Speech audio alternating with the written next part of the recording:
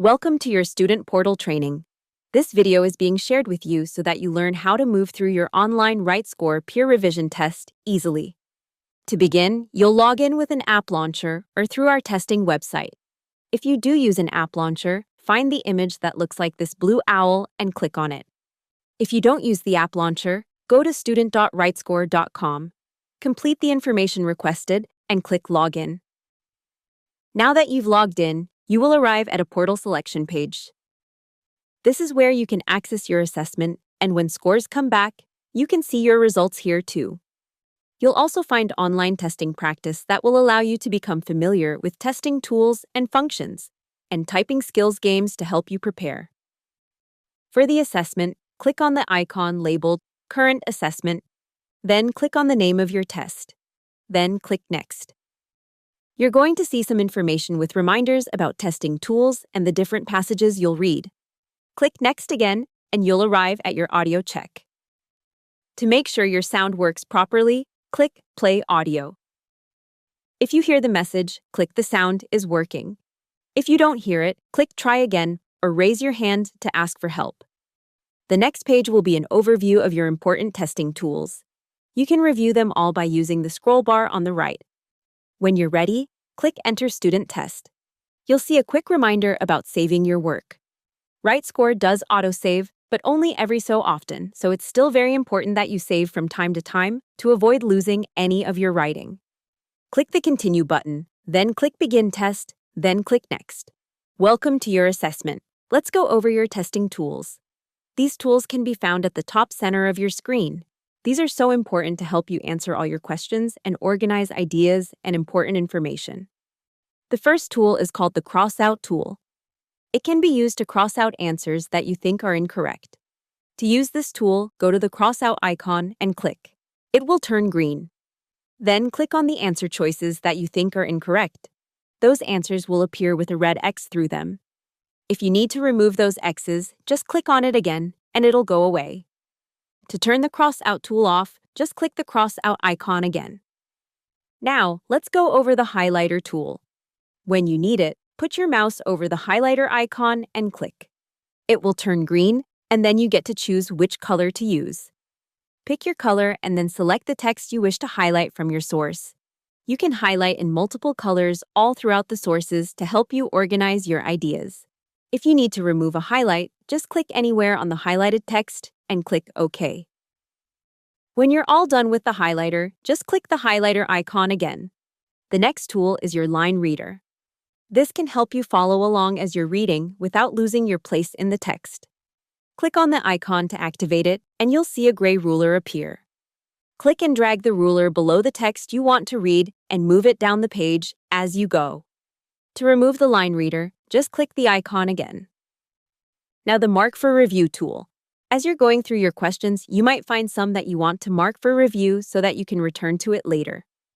While the question that you want to mark is on your screen, you can click Mark for Review, and a yellow line will appear under the question number you're marking on the top left-hand side of your screen.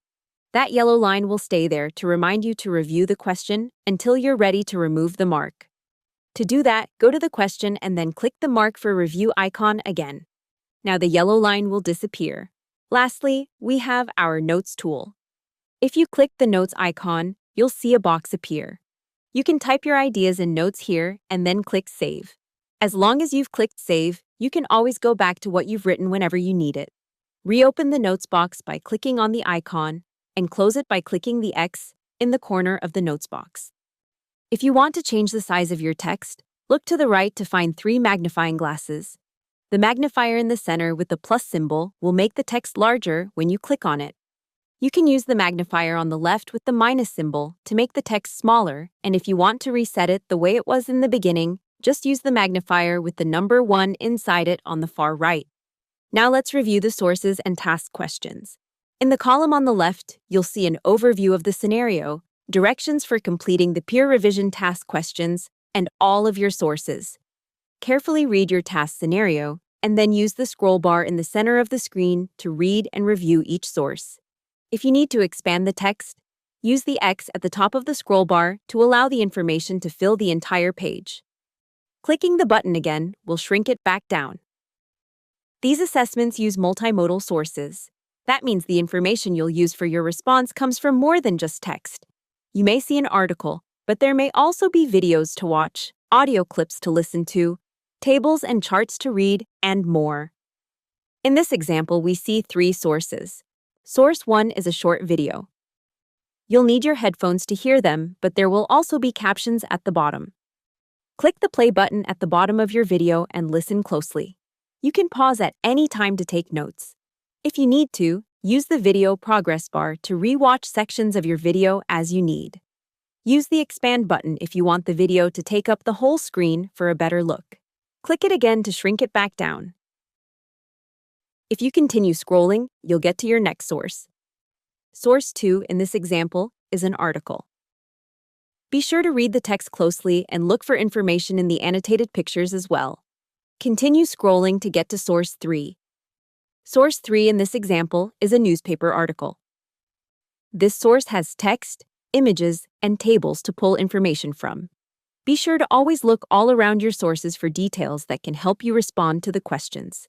Now let's move on to the questions. As a reminder, if you have your screen expanded, click this button to shrink it back down so that both questions and sources are visible on screen.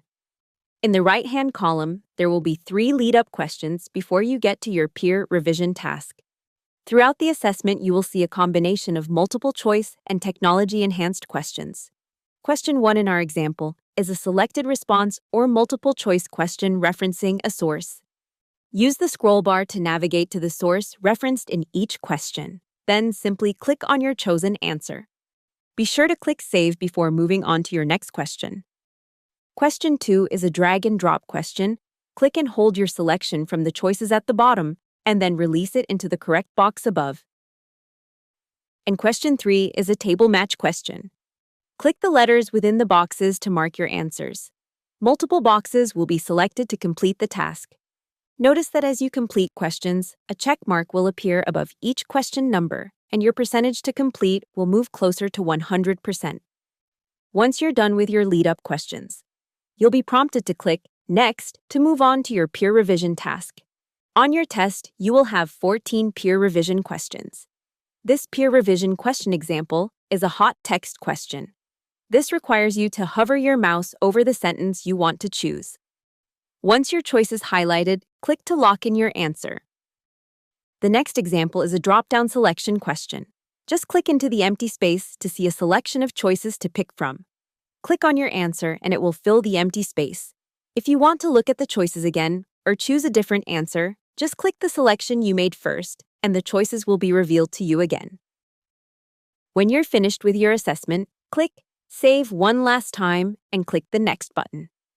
This will take you to the final page of your test that tells you that you've completed the assessment. On this final page, you'll see red exclamation points notifying you of any unanswered questions. You can go back and answer these questions by clicking on the question number. After you've answered all the questions and you're ready to submit your test, click the blue Submit for Scoring button. Be very sure that you're ready to submit your test because after you click this button, no changes can be made. Don't forget to click this button when you are ready, otherwise your test won't be scored. For questions or issues logging in, please reach out to your teacher. Wishing you the best of luck on your assessment.